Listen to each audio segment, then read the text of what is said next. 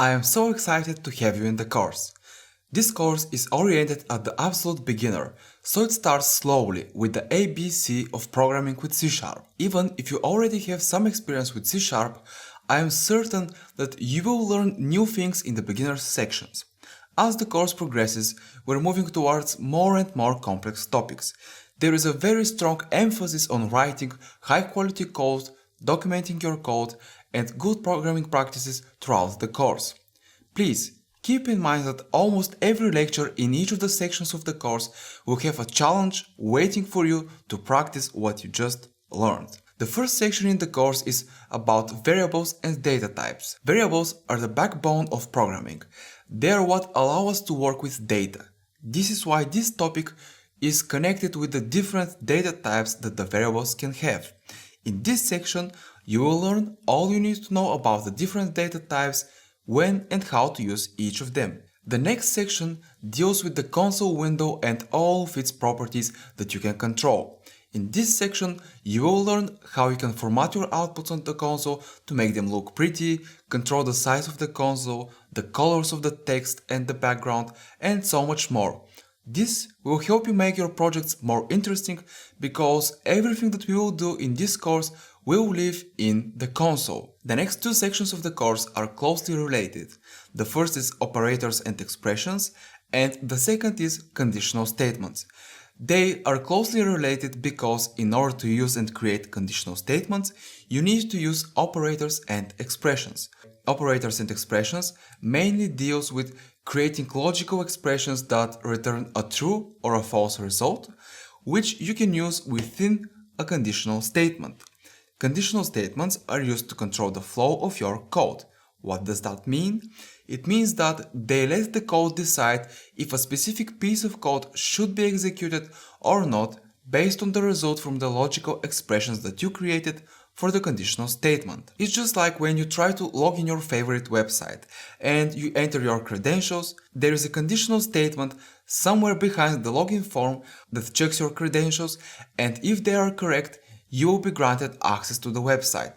If not, you will get an error. Then we have loops. This is where things start to get really interesting. Loops let you re-execute a given piece of code, and that is where the actual real programming starts.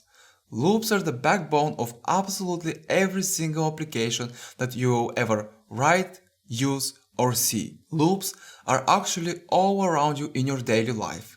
For example, when you keep trying to log in that website and if you keep entering wrong credentials, the system will keep asking you to re-enter them until you either A. run out of tries, or B. you enter the right credentials. You are in a loop. Loops coupled with conditional statements, well, these are the basics of programming. After the loops, you will learn all about methods. Methods are simply blocks of code that you can reuse. If you have a piece of code that you need to reuse in different places of your code, instead of rewriting it again and again, you can just extract it into a method and refer to that method when you need it. For example, if you have a collection of values, let's say you have 3 numbers, and you want to sort them, you can create a method that can sort these numbers, and whenever you need to sort numbers, you can reuse that method again and again. The next two sections will deal with arrays, multidimensional arrays, and lists. These are essential when you're working with data. These are basically different types of collections of data.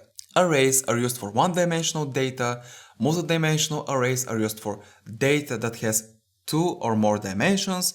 Lists also can be one or multidimensional, but there is a key difference between arrays and lists. Did you know that images stored on your computer are actually 3-dimensional arrays? 2 dimensions deal with the position of each of the pixels of the image, and the third deals with the colors of the image. All images are made up of 3 main colors: red, green, and blue. You will have a mini project here where you will be tasked to generate a random colorful image. String processing deals with processing text. As you will learn in the first section of the course, strings are basically information stored in the form of text.